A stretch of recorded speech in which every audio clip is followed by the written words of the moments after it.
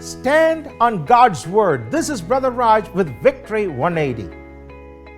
परमेश्वर के वचन में बने रहे ये भाई राजन विजय 180 के द्वारा The Bible says, if disaster comes upon us, the sword, judgment, or pestilence or famine, we will stand before this house and before you, for your name is in this house, and cry out to you in our affliction, and you will hear and save.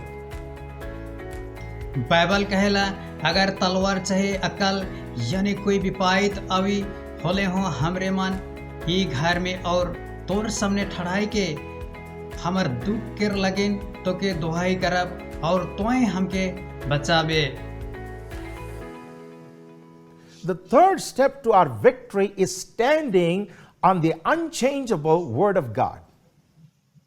हमरे मन के विजय के तीसरा सीढ़ी ये है कि आप परिवर्तन परमेश्वर के वचन में बने रहे. King Jehoshaphat hears 3 armies are marching towards him, and he is looking at total destruction of his nation.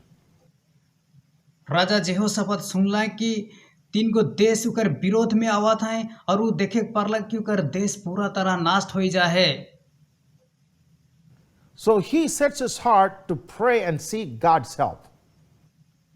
और वो अपने आप के कहे लगलक मैं प्रार्थना करबो और परमेश्वर से मदद मांगबो. In his prayer he says, when we are faced with danger, we stand before this house because your name and your word is in this house.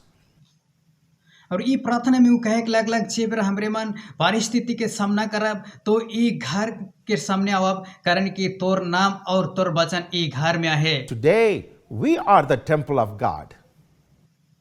Ice हमरे मन परमेश्वर के मंदिर है की. The Holy Spirit lives in us and we are filling our hearts with the word of God. पवित्र आत्मा हमरे मन के जीवन में डेरा करेला और हमरे मन परमेश्वर के वचन में परिपूर्ण On है. that day, Jehoshaphat was appealing to the highest authority, which is the word of God, and stood on God's word. वो दिन जेहोशाफात विनती करत रहे जे सबसे महत्वपूर्ण वचन वो रहे परमेश्वर के और वो वचन में बने रहला.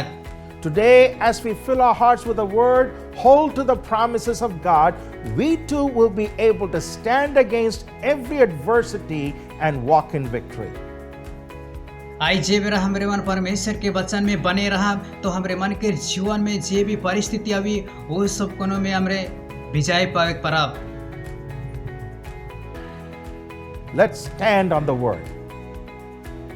आओ हमरे मन परमेश्वर के वचन में बने रहा.